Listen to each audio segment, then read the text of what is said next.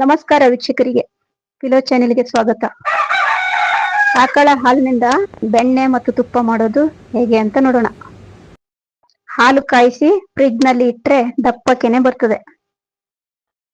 ಅದಕ್ಕೆ 8 ದಿನದಿಂದ ಮೊಸರು ಅಥವಾ ಮಜ್ಜಿಗೆ ಹಾಕಿ ಕೂಡಿಸಿಟ್ಟಿದ್ದೆ.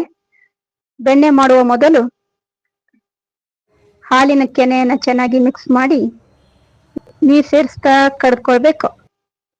ಹೀಗೆ ಬಂದ ಬೆಣ್ಣೆಯನ್ನ ಒಂದು ಪಾತ್ರೆಯಲ್ಲಿ ಹಾಕಿ ಮಜ್ಜಿಗೆ ಬೇರೆ ಮಾಡಿ ಚೆನ್ನಾಗಿ ತೊಳೆದುಕೊಳ್ಳಬೇಕು.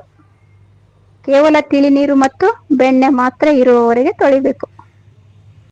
ನಂತರ ಬೆಣ್ಣೆ ತೆಗಿಬೇಕು. ಸುವಾಸನೆಗೆ ಏಲಕ್ಕಿ, ಚಕ್ಕೆ, ವಿಳೆದೆಲೆ ಸೇರಿಸಿ ಸಣ್ಣ ಉರಿಲಿ ಕುದಿಸ್ಕೊಳ್ಬೇಕು.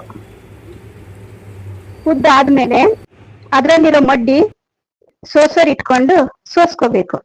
ವಾವ್, ಸುವಾಸನೆ ಭರಿತ ತುಪ್ಪ ರೆಡಿ. ಯಾರೆಲ್ಲ ಮನೆಯಲ್ಲಿ ತುಪ್ಪ ಮಾಡ್ತೀರಾ? ಹೀಗೆ ಮಾಡ್ತೀರಾ ಇಲ್ಲ ಬೇರೆ ತರ ಮಾಡ್ತೀರಾ ಅಂತೇಳಿ ಕಾಮೆಂಟ್ ಬಾಕ್ಸ್ ಅಲ್ಲಿ ತಿಳಿಸಿ. ವಿಡಿಯೋ ಇಷ್ಟ ಆಯ್ತಾ ಅನ್ಕೊಳ್ತೀನಿ. ಲೈಕ್ ಮಾಡಿ, ಶೇರ್ ಮಾಡಿ, ಸಬ್ಸ್ಕ್ರೈಬ್ ಮಾಡಿ. ಟಾಟಾ, ಬಾಯ್ ಬಾಯ್.